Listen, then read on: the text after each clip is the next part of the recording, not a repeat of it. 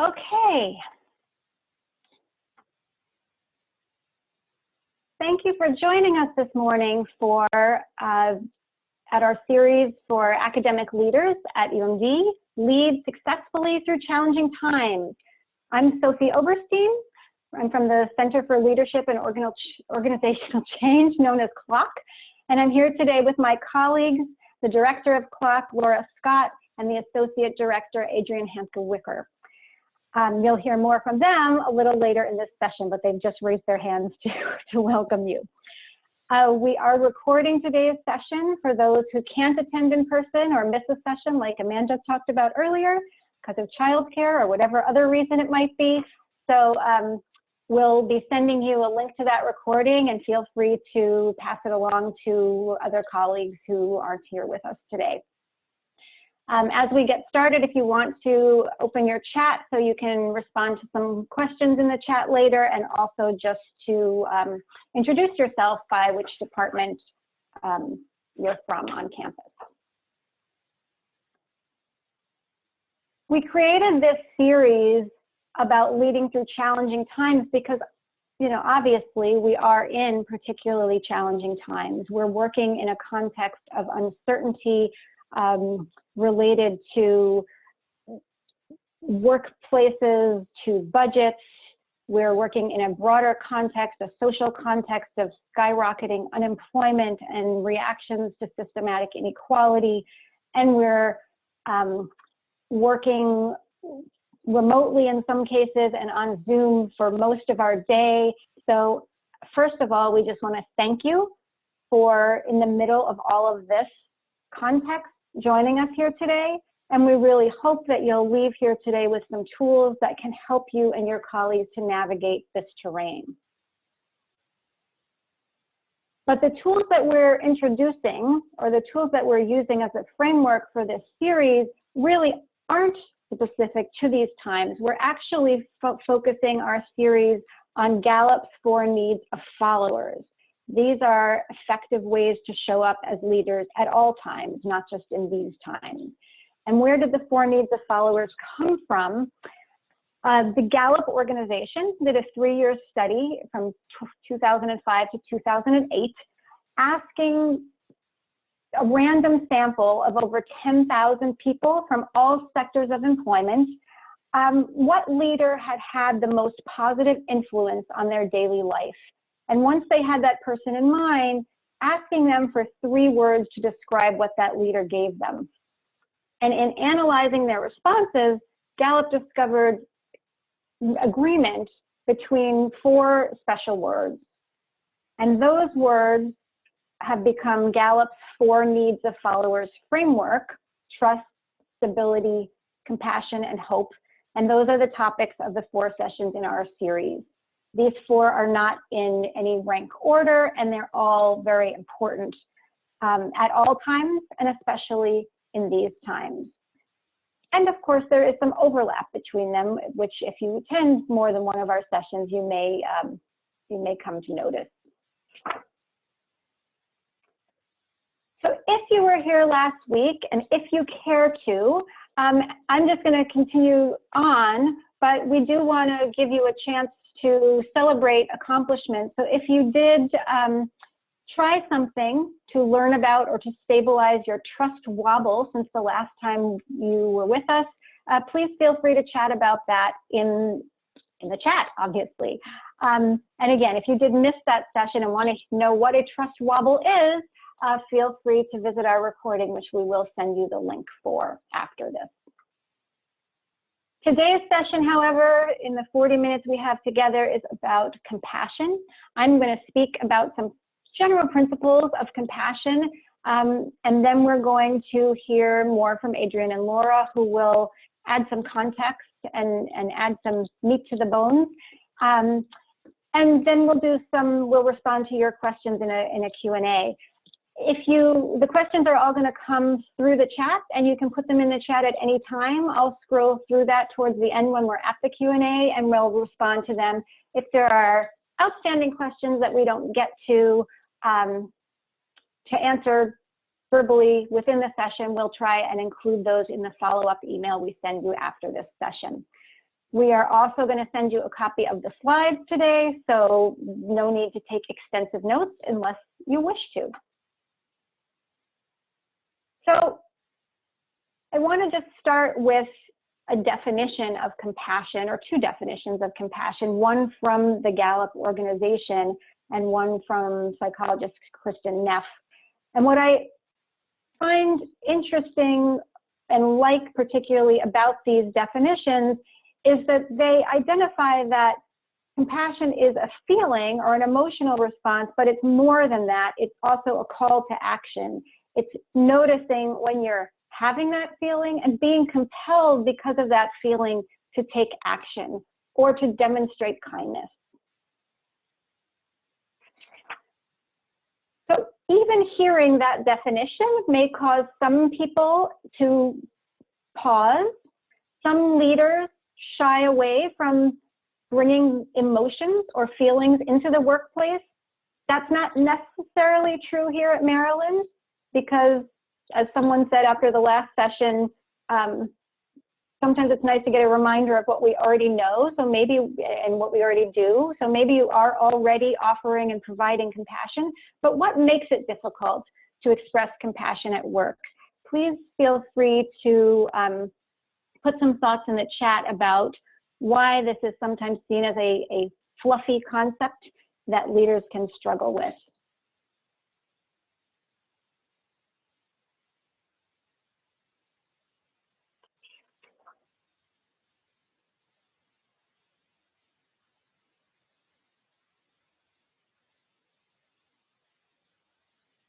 Well, maybe the lack of responses is because you really can't think of what makes it difficult to express compassion at work, which is a good sign for us. It means that we are comfortable and happy to express compassion at work. Brian points out, maybe though there is a not wanting to be responsible for other people's feelings. Like once I start asking, am I going to then have to continue asking? Am I going to be responsible for their feelings? I also see that it can be seen as weakness or appearing weak. Yeah. And that's exactly what we were thinking when we were coming up with what we thought of as the barriers to compassion, that it can make you feel weak, that it can be seen as opening a Pandora's box. People are going to get dependent on me because I asked.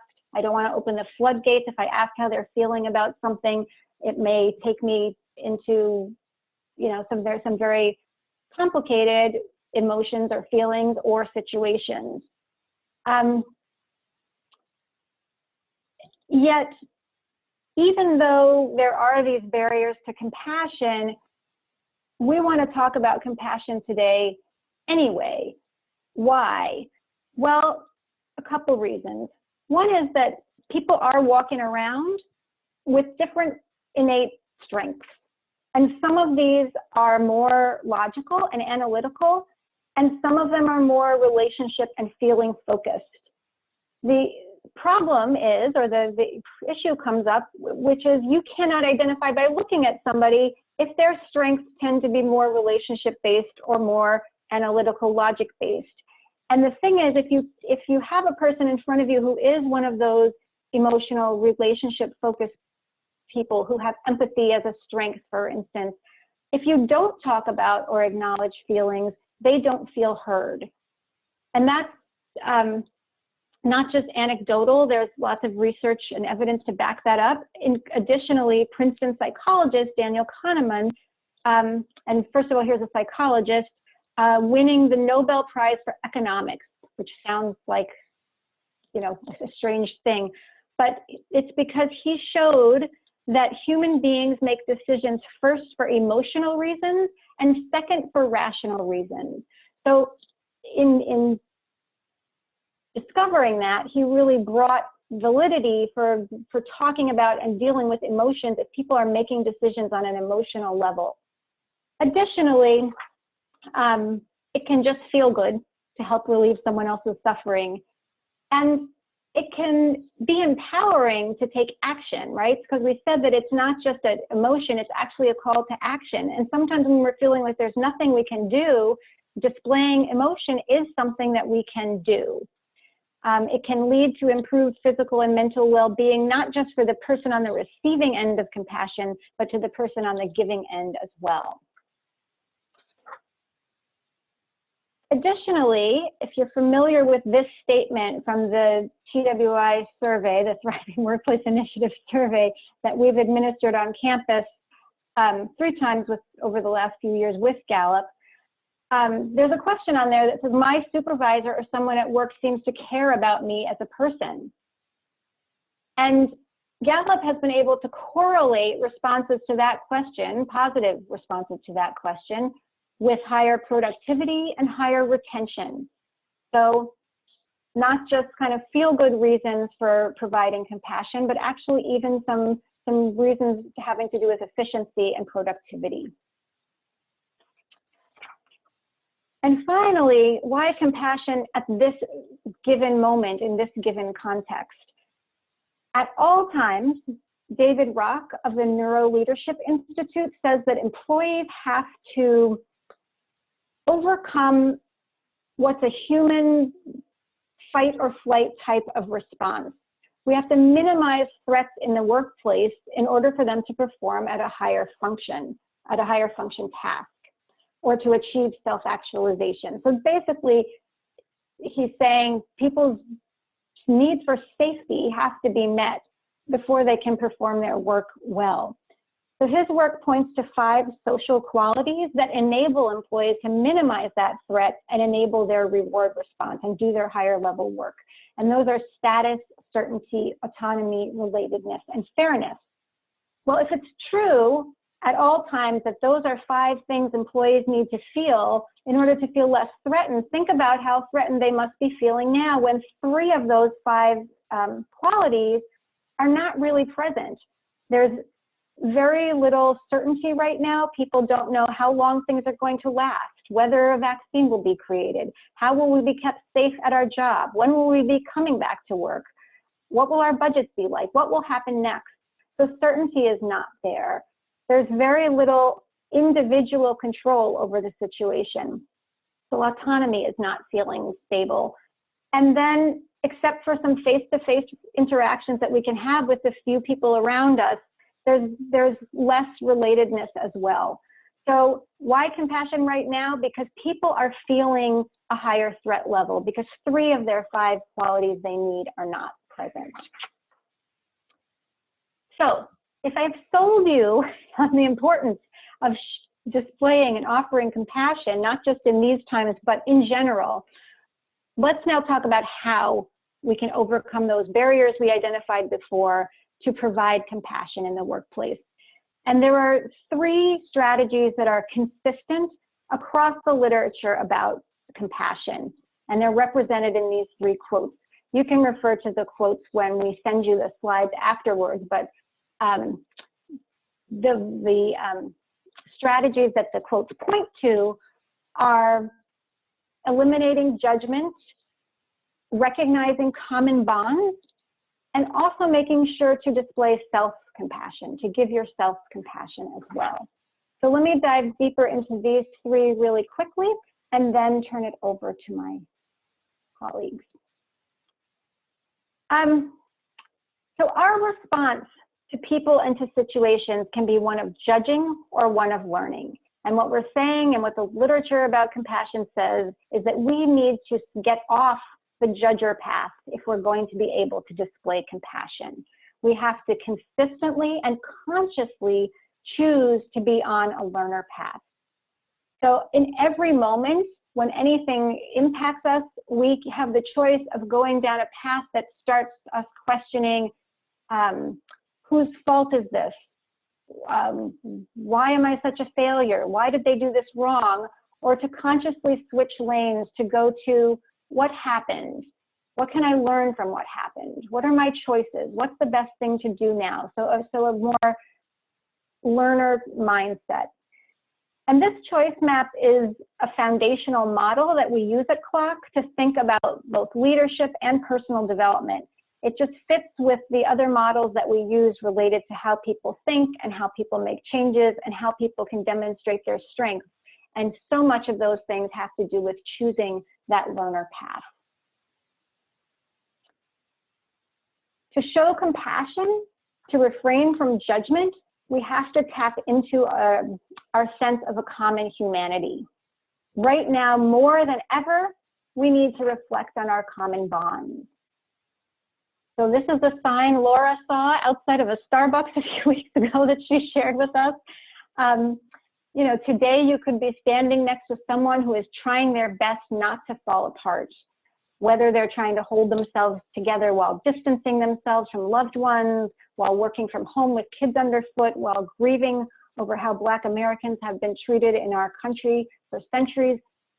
And just like me, people want to be happy, they want to do the right thing, they've suffered, and this is a time to appeal to these common bonds and our common humanity. And finally, to display compassion to others, we need to be gentle to ourselves as well before we can really be gentle with our team members. When we make a mistake, we can't load on the judgment and blame. It harkens back to the two really strong analogies in the world of self-care. One is the analogy of when you're flying on an airplane and there's turbulence and the oxygen masks fall down and they say, before you assist others with their masks, please put on your own mask. If you pass out, you won't be able to help anybody. So take care of your own needs first. The other analogy like that is, you know, you can't pour from an empty vessel. You've got to fill your vessel. You've got to display self-compassion. And I love the quote Adrian added to this slide: if your compassion doesn't include yourself, it is incomplete. And you can reference the Buddha if you want to have justification for displaying compassion. So I just, before I wrap up my part, I just want to ask you, if you have any thoughts you can put into the chat, how you have experienced or offered compassion in these times. I mean, those were 3 strategies, which are to refrain from judgment, think about common bonds, and show compassion for yourself. Have any of those strategies shown up for you, or anything else? How have you experienced or offered compassion in these times?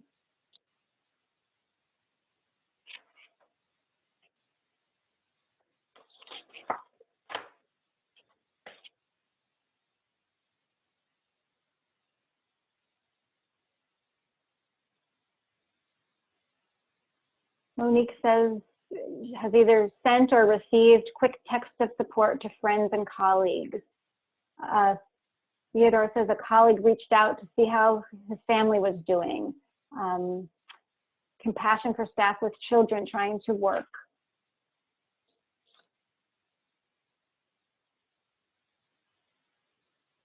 Trying to call someone every day, especially family and friends living alone. Asking about people's sick pets.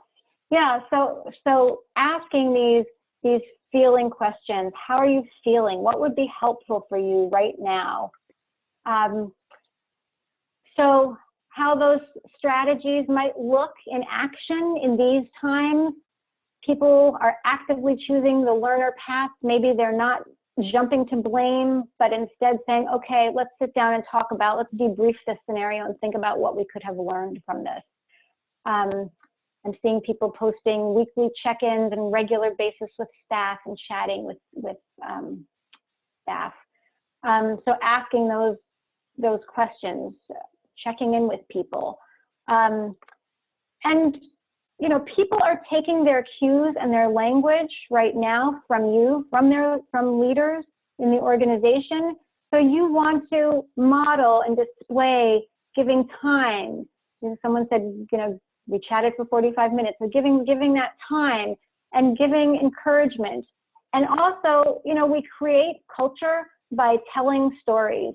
So when we tell the stories of compassionate acts that we've seen happening, when we share the kinds of stories I'm asking you to type into the chat right now, that's how we build a culture that says compassion is welcome and important to us here. So with that, I'm going to expand this conversation to include Laura and Adrian, who will go deeper on these concepts. And then we will have time for your questions. As I said, please, as they're speaking, type your questions into the chat. They and I can see the questions and we can call them to their attention, or respond to them in a Q&A period or after the session by email. So send us along your questions, and let me turn it over to the two of you. Thank you so much, Sophie. As we were thinking and talking about this, particularly when we were looking at the Gallup research about the question, someone at my supervisor or someone at work cares about me as a person, I was reminded that actually in the 3 surveys we have done with Gallup, that is in fact our highest scoring item across the board among the engagement items. So to me that says this is actually something organizationally, culturally, that we're good at doing, that we know how to do. So the call in these difficult times then is to do more of it, to share ideas about how to do it, to remember that we're good at this, and remember to keep doing it so that everybody is experiencing that kind of care as an individual, because there has never been in my lifetime, and I hope there will never be again, a period in time when it was so necessary to be compassionate about people's personal situations and about the world, as people in the world as a whole, and about the barriers that people have to doing what they're supposed to be doing right now. And this, as I said, I hope will never rise to this level again, but for now, my first pandemic is something to really pay attention to. I want to chime in with a sort of bringing it down to the personal level a little bit. I think one of the challenges now is holding compassion and gratitude at the same time.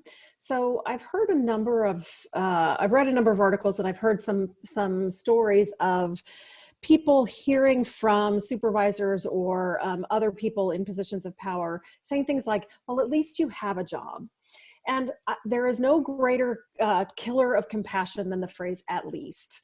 So I think it's, you know, we need to feel gratitude that we do indeed have jobs, and yet we need to be careful that we are not sort of saying, well, you better be grateful. So I think compassion really calls on us to sort of hold back a little bit, to listen more. You know, someone said, you know, we have 2 ears and 1 mouth, so to really listen more than you're speaking, I think particularly as a leader, that's very important. So I think some of those ways that we pay attention and attune to what people are going through in our worlds is of most importance right now, particularly in showing compassion to those we work with. Thanks, Adrienne. I was actually looking through the chat and I saw a comment from Amanda that reminds me that this is actually a particular challenge for women in the workplace. It is tied to people's unspoken and unacknowledged frequently expectation that women will be kinder, be more caring, show more compassion. It is tied to sort of a mother figure expectation, and women are judged much more harshly if they do not do so. They're expected to carry the emotional labor of doing so, while at the same time being very concerned about appearing weak and undermining their own authority. So for the women who in the group who have experienced that, I feel your pain, and I have seen this across the university, across actually every environment that I've ever worked in. And it is a particular challenge that you need to acknowledge to yourself, and that you need to figure out how to modulate so that you are giving the compassion and displaying the compassion in words and deeds in a way that is visible but doesn't feel like it's undermining you. Another tool that we teach regularly in some of our work is a really simple tool that I think has some real benefit not only to you but to others that you work with. It's called NBA, actually NNBA, and it stands for Notice, Name, Breathe, Allow. And it's a way you can get yourself off that judger path and into the learner path. It's a way to sort of get your mind engaged so that you're not flooded with emotions. And I think this is really helpful when you might be experiencing something that triggers you. So the process is really simple. It's noticing like, oh, I am feeling hot under the collar, or I'm feeling angry. So to name whatever that emotion is you're feeling. And if you can do it in 1 or 2 words, that's great. So you notice it, you name it, then you breathe. Literally breathing helps your brain come back online, and then you allow it. So you don't try to problem solve it right away. You don't judge it. You just allow, you know what, that's what I'm feeling right now. And that will allow you to get out of that place, particularly if you're having a rough conversation or you're having a conversation with someone that is challenging. That allows you to sort of get back online mentally and using your brain in a way that'll help you access compassion and help you get off of that judger path and back into a learner path. So I wanted to share that with folks because I think that is something that we use a lot. We teach it a lot. I know I use it a lot. And the more you do it, like anything, the easier it becomes. So I'm going to pop that in the chat while we're doing that so people can get that, and it'll also be on the recording.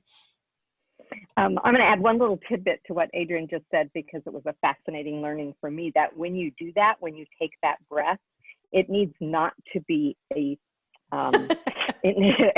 fast, quick inhale like this, because that tells your body that you're actually in danger, and it just exacerbates any kind of fear that you're feeling.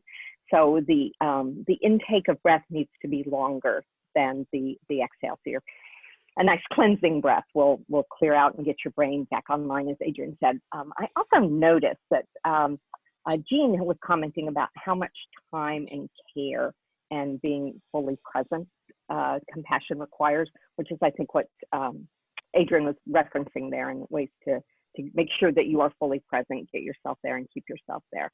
I think, again, this is particularly important because right now, because the worst thing you can do is tell people that you're going to show compassion and then not do so. So for example, if we say our #1 concern is for our people and their safety, and then we act in a way that is not congruent with that, it is so much worse than if we never had said that in the first place. So as we're making our plans for coming back in person, online, on campus, remembering that folks have heard repeatedly that statement about what our #1 concern is, and if we're not putting our money where our mouth is as we're making plans to come back on campus physically, it's going to be hugely undermining. And one way that it can be hugely undermining is to talk about it as if we're talking about going back to work. Everybody's been working. People have been working 4 jobs if they have children at home, and are concerned about perhaps an aging spouse. Everybody's been working. You can say we're coming back physically on campus, or we're coming back online, but coming back to work it got my back up. It'll probably get other people's back up to hear it that way. Related to that, Adrienne and Laura.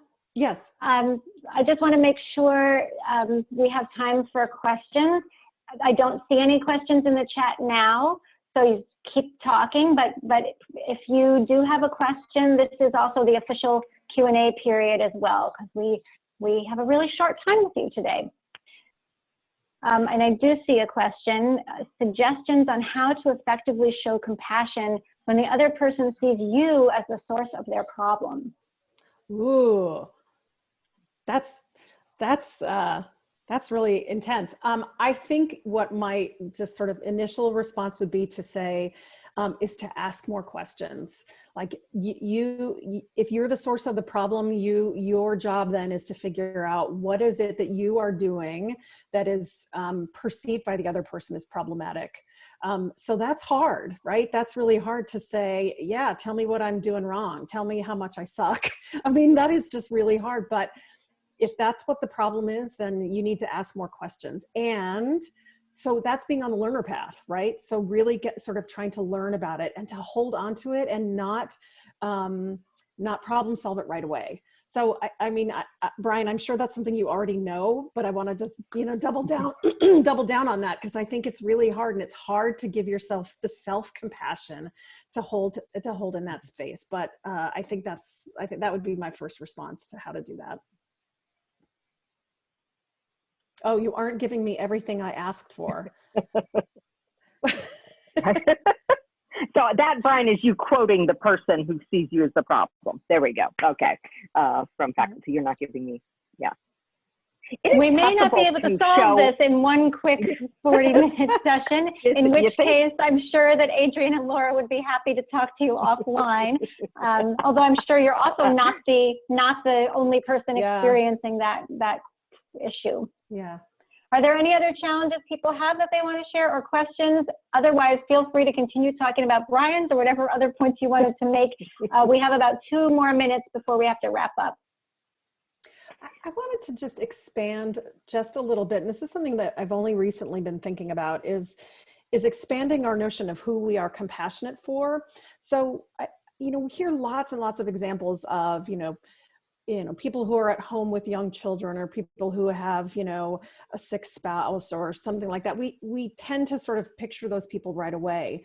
But I think we need to expand our compassion to all of us. Like, we don't know what's going on for every other person. And in fact, I may not have any of those barriers to my productivity or to how I want to be, but I might be scared. Like, I might not want to go into public places. So to have compassion for those people who might seem to have it easier than others, we don't know what's going on. And so I think just the wider you can cast your compassion net, the better leader you're going to be. I hope people are compassionate with me right now, because I have howling banshee dogs in the background. I'm having to mute myself back and forth. A small disruption to my workday, but one that annoying at a time like this. I think that also, when we're thinking about working with faculty, is remembering that a particular challenge in our environment around compassion is the process of becoming a faculty member. The PhD process itself is notoriously non-compassionate, anti-compassionate even. People talk about the pain and horrors of that process. And I often say it's designed to wring every ounce of humanity out of you. So remembering that if you are faculty, that might be something that is in your orientation, and it's in the orientation of the faculty that are working with you. And maybe they are a little short on self-compassion as well. I hate to cut our conversation short, because these are really great thoughts, and it's kind of you two showing compassion for all of us to talk about these issues that we're facing. So thank you for doing that. But I do want to give us time to wrap up with a few words we wanted to share. First of all, we do want these sessions to be actionable. That's why we really take one very focused topic and distill it down in 40 minutes to a few strategies that you might be able to use. So we hope that you can think about one meaningful thing you can do this week to offer compassion. Feel free, if you want to chat that, or just to think that over in your mind, so that there is some actionable step after this. Just a reminder of what you can do. One extra phone call, one extra text, one extra person to check in with. And just like this time, if you do come back to our next session, we'll ask you if you want to share with us, and let us celebrate those acts of compassion in the chat next time. Before we go, we just wanted to tell you a little bit about us, and then give you a little preview of the next sessions in the series. So Laura? Thanks, Sophie. I know a lot of people. I recognize a whole lot of names in the participants, but for folks who don't know us, CLOC, Center for Leadership and Organizational Change, is an internal consulting unit to the campus that is here really primarily for three things. We are supporting organizational change at every level, in every unit, individually and collectively. We develop employees. We have a particular interest in developing leaders, managers, supervisors, but really all employees. And finally, what we call provide custom solutions. We are a consulting group, and we do individual coaching or individual consulting with units across campus upon request. Right now, to address the current situation, we actually have 3 new programs that we've developed that are designed specifically to help people get from here to where we need to be in the fall, which is sort of, we're looking as a relaunch. What do you need to relaunch successfully moving forward? And we have 3, they are group processes that a unit, a department, a program, a team go through together. Again, this is upon request. We have one that is looking at your current goals in your environment and seeing if you need to refocus given the environment that you're in. That's strategic resetting. We have one that is just getting people to come back together, talk about what we've all been through, and recommit ourselves to whatever our primary mission and goals are as a unit. And that's recalibrate and recommit. And finally, we have a generalized Flourish Through Change program. Change is coming at every level, and we don't even know what some of them are going to be. So this is looking for strategies for self-management and self-care. We're talking about the difference between change, which is what happens to you, versus transition, which is the process you go through yourself and how you can do that most effectively. Again, these are products for groups, for units, for departments, for teams. Give us a call or visit our website, send us an email, and we'd be happy to talk with you more about how to get one of these scheduled for your group if you think that would be of use. Thank you. And thank you all again for being here today. You're going to be receiving a brief evaluation of this program in the next 48 hours or so. The email with the evaluation will include links to register for any of our remaining sessions, which are Stability and Hope on the dates that are shown here.